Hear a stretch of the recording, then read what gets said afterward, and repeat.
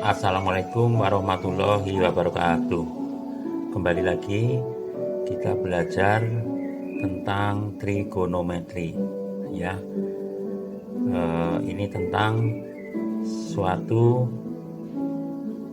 penerapan fungsi-fungsi trigonometri dalam kenyataan sehari-hari. Misalnya suatu contoh ya.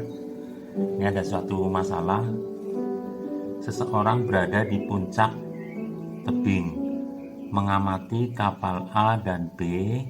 Jika ditarik garis lurus dengan bagian bawah tebing, kapal A membentuk sudut depresi 45 derajat, kapal B membentuk sudut depresi 30 derajat.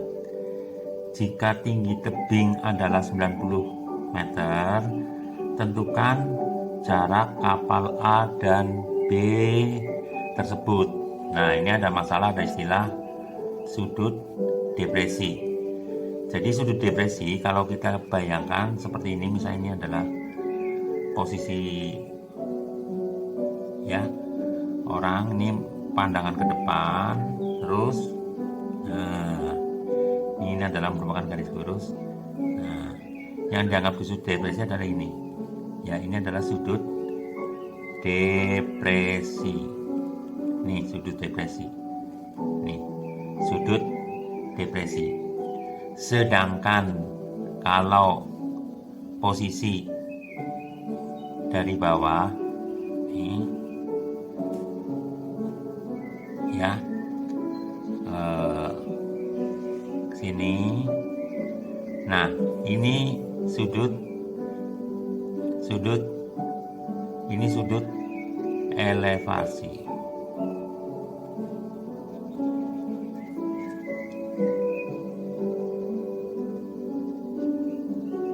Jadi bedanya begitu. Jadi naik dari titik ini ke sono, kalau ini dipandang dari suatu puncak terus ke bawah, ini tarik garis lurus, dan ini misalnya suatu posisi, ada posisi A dan posisi B. Inilah yang namanya sudut depresi ya. Dari pengertian sudut depresi tersebut,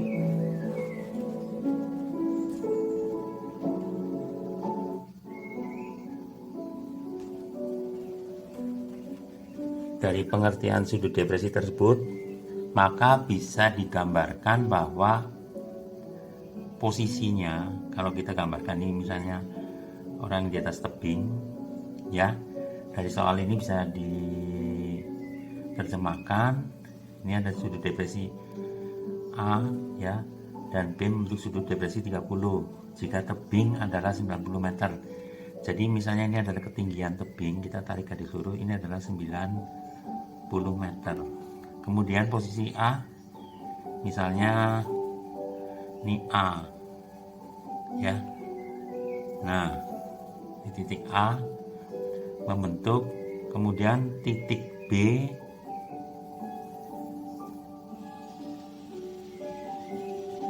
nah, kita tarik garis lurus. Jadi yang satu membentuk 45 derajat, sedangkan yang B membentuk 30 derajat. Ya, ini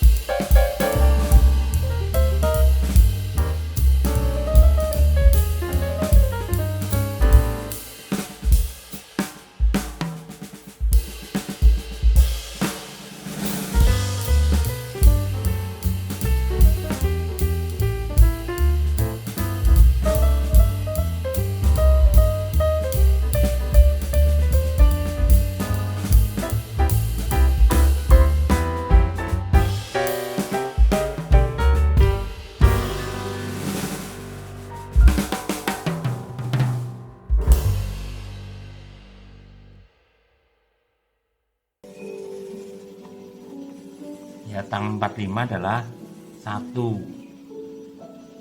Tangan 45 derajat sama dengan 1. Jadi kita bisa tarik kesimpulan, ini tangan adalah 1 sama dengan 90 meter per OA. Nah, dari sini ini pindah ruas, maka OA sama dengan berapa? Ini pindah ruas, jadi ini kali ini 1, jadi OA adalah 90 ya, 90 meter. Jadi ini tangan 45 sama dengan 1, berarti 1 sama dengan 90 meter per jarak. Jadi jaraknya adalah 90 meter, jarak dari O ke A ya. Dari O ke A adalah 90 meter. Nah, sekarang kembali lagi, ini bisa dibuat menjadi sama ya. Ini 30 derajat. Misalnya ini adalah B ya, posisi B yang geser.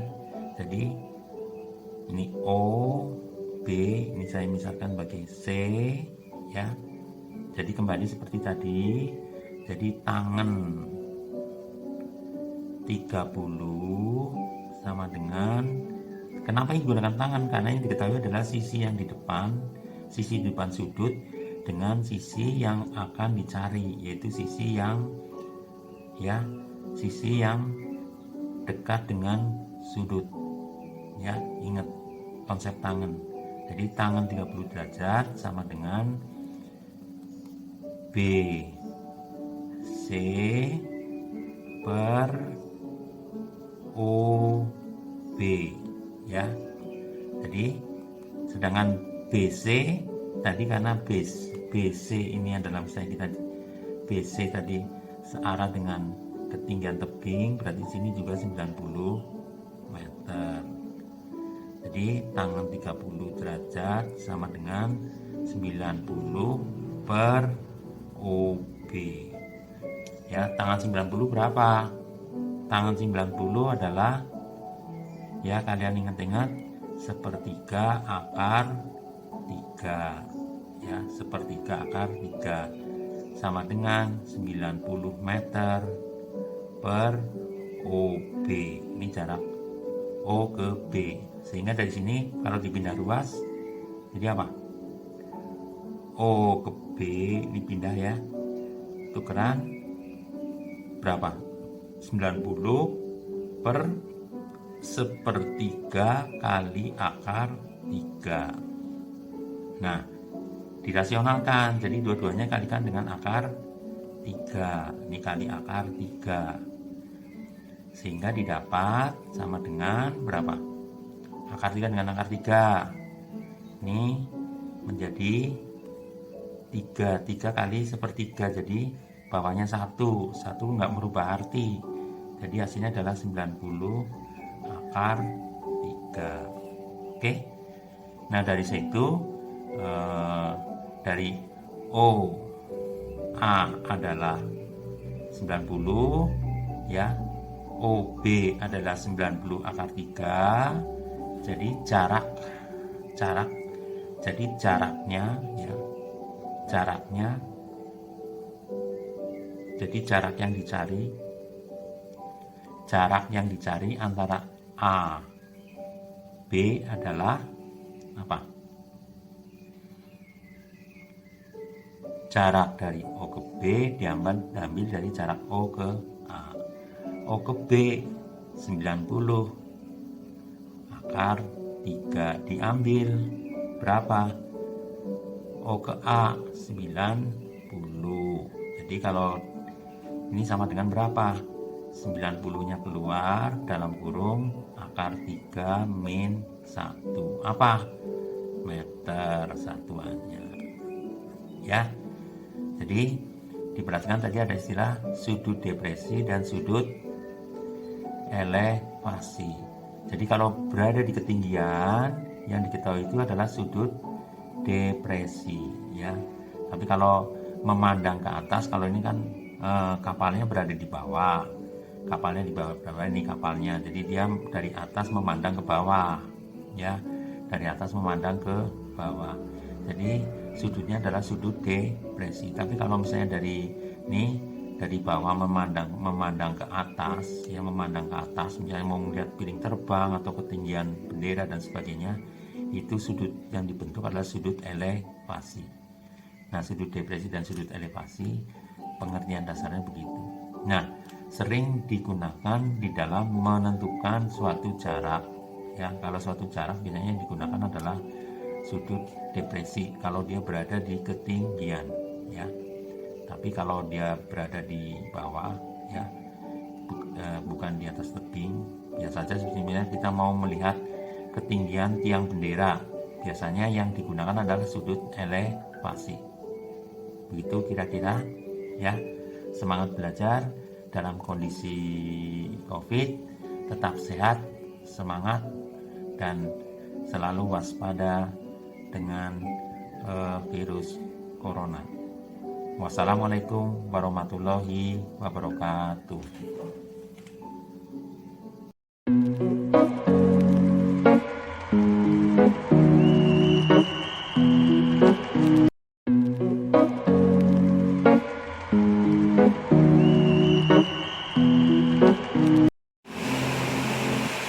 Assalamualaikum warahmatullahi wabarakatuh. Selamat sehat dan salam sejahtera. Kembali lagi kita akan bahas tentang soal trigonometri. Ya, misalnya ada soal seekor kelinci yang ada di lubang melihat elang yang sedang terbang dengan sudut 60 derajat, ya. Perhatikan gambar, ini posisi elang dan ini adalah kelinci, ya. Ini gambarnya. Jika jarak kelinci dan elang 18 meter nih, jarak kelinci dengan elang 18 meter, maka tinggi elang dari atas tanah adalah, jadi ketinggian elang ini kalau ditarik dari dulu sini ke tempat kelinci, tanahnya, ya, ini dari tanah, posisi tanah dengan elang tuh yang ditanya ini tingginya ini. Jadi jarak ini nih tinggi ini. Ya, tinggi elang ini berapa yang ditanya. Nah, kita tahu dari sini ini yang dimaksud dengan sudut elevasi, ya, dari posisi di bawah melihat ke atas, terus tanah sebagai bentuk datar yang sejajar. Nah, ini yang dimaksud dengan sudut elevasi, ya. Kalau yang soal sebelumnya adalah sudut depresi, yaitu yang dari atas lihat ke bawah, sudutnya sudut depresi. Nah, ini adalah yang dimaksud dengan sudut elevasi, ya. Ini adalah yang dimaksud dengan sudut elevasi, untuk pengetahuan aja biar kalian tahu tentang sudut depresi dan sudut elevasi, karena contoh yang sebelumnya adalah merupakan sudut depresi. Nah, dari gambar yang didapat ini bisa kita gambarkan kembali, ya, menjadi segitiga, karena ini dari dari posisi elang jatuh tepat di tanah, ini berarti membentuk sudut siku. Sedangkan yang diketahui adalah ini jaraknya 18, ya. Kalau kita kasih tanda posisi kelinci adalah K, ini posisi ini adalah elang, ya. Sedangkan ini posisi titik di mana jatuhnya burung elang, di sini adalah T titik, ini adalah kelinci, ini adalah elang, ya. Nah, ini adalah sudut 60 derajat. Oke. Nah, sekarang yang ditanya adalah ini, ya. Yang ditanya adalah jarak daripada ketinggian, yang ditanya adalah tinggi elang dari atas tanah. Jadi ini yang ditanya. Nah, yang ditanya itu, nah, bahwa kita tahu berarti ini TE, ya, berbanding EK, yang ditanya adalah TE atau ET ya, yang ET atau ya elang dari atas tanah, ET ya. Ini yang ditanya ini berapa. Kita tahu dalam perbandingan trigonometri itu sisi di depan dengan sisi miring. Sisi depan adalah ET yang akan dicari berbanding dengan sisi miring ya, sisi panjang, karena ini yang diketahui, jadi ini yang sebagai pembanding. Kalau misalnya yang diketahui adalah KT, berarti KT sebagai pembanding. Nah sekarang adalah E ke T, jadi E ke T ya. Kita tahu dalam trigonometri ya, sisi di depan berbanding dengan sisi miring. Demi itu apa? Jadi demi depan miring itu samanya dengan sinus suatu sudut alfa. Nah sekarang yang diketahui apa? ET ya. Jadi kita dapat bahwa ET per ya EK, ini EK ini per EK sama dengan sinus alfa ya.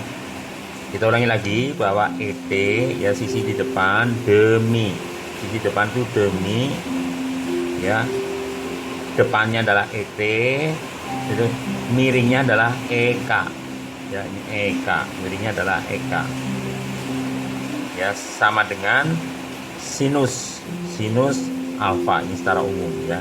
Sedangkan kita pindahkan ke sini, jadi ET per EK sama dengan sinus alfa. Yang diketahui adalah ET, yang dicari belum tahu ya, kita masukkan yang diketahui. EK itu tahu 18, terus sudutnya juga tahu, sinus atau sin 60 derajat atau sin saja boleh ya. Sehingga ET kalau kita pindah ruas ini 18 sin 60. Nah sekarang sin 60 itu berapa? Sin 60 ya. Di ET sama dengan 18 kali sin 60 ya, sin 60 berapa? Jadi semakin tinggi derajatnya, nilai sinus itu semakin besar ya. Jadi sin 60 adalah berapa? Setengah akar 3 kan, dari 0, setengah akar 2, setengah akar 3, terus 1 ya. Itu untuk nilai-nilai sinus, itu bilangan-bilangan yang harus kalian hafal ya. 0, setengah akar 2, setengah akar 3, baru ini sudut yang harus kalian tahu nih, 0 derajat, terus berapa? 30 derajat, terus 45 derajat, terus 60 dan 90 ya. Nah untuk sinus dari bawah ke atas ya apa? Untuk 0 adalah 0 ya, 30 berarti setengah, terus naik setengah akar 2, setengah akar 3, 90 adalah 1. Ini untuk sinus. Kalau kosinus kebalikannya, jadi apa?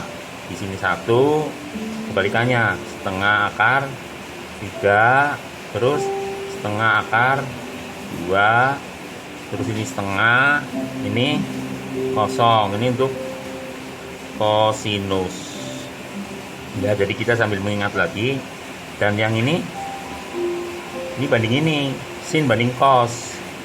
Ini bagi ini nggak ada, ini setengah akar 3 ya, setengah dengan setengah, jadi seper akar 3. Seper akar 3 jadi samartinya ini kan sebenarnya coret, jadi misalnya samartinya dengan akar 3 per 3. Terus ke sini ini banding ini kan sama 1, ini coret setengahnya jadi berapa, akar 3. Terus ini tidak didefinisikan atau tidak. Ini adalah untuk tangen ya, tangen alfa. Nah, ini sudut-sudut istimewa kalian harus hafal. Jadi ketika akan tangen ini kalian harus hafal. Jadi di sini sekarang kita bisa cari. Jadi kembali lagi, sin 60 adalah setengah akar 3, sehingga 18 kali setengah akar 3 menjadi 18 kali setengah adalah 9 akar 3. Jadi jarak ya atau tinggi elang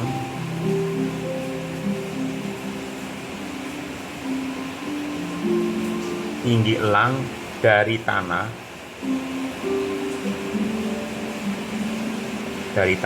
adalah 9 akar 3 meter. Nah, lantas sebenarnya ini juga bisa dicari jarak kelinci ke bayangan elang. Ini bayangannya, sebenarnya juga bisa dicari ya. Jadi jarak kelinci ke bayangan elang yaitu KT juga sebenarnya bisa dicari. Nah, kalau kita mau coba cari, berarti dari situ KT, dari K ke T ya, dari K ke T, dari K ke T ya. Ini jarak kelinci ke titik bayangan elang misalnya mau dicari. Jadi dari K ke T itu berapa, bisa dicari. Nah, kita lihat KT ya, KT banding miring, KT berbanding EK. Nah, ini yang mengapit nih ya. Kalau tadi demi, nih sekarang dekat, jadi depan ya. Ini yang mengapit, jadi apa nih? Ini banding ini ya, yang mengapit sudut berarti apa? Kosinus. Sehingga didapat KT banding EK diketahui 18 sama dengan kosinus berapa? 60 derajat ya. Jadi kita bisa cari ya, ini sama dengan, jadi KT sama dengan 18 cos 60. Cos 60 berapa? Cos 60 adalah setengah, jadi sama dengan 18 kali setengah. Jadi berapa jaraknya? Setengah dari 18, 9 meter. Jadi jarak lubang kelinci ke bayangan elang yang di tanah, bayangan elang yang di tanah ini kalau jatuh ke ini adalah 9 meter. 9 meter. Jadi semua bisa dicari, bisa ditentukan jarak dan sesuatu yang kadang-kadang tidak dimungkinkan, yaitu dengan trigonometri. Demikian, wassalamualaikum warahmatullahi wabarakatuh ya. Salam sehat dan selalu waspada terhadap virus corona.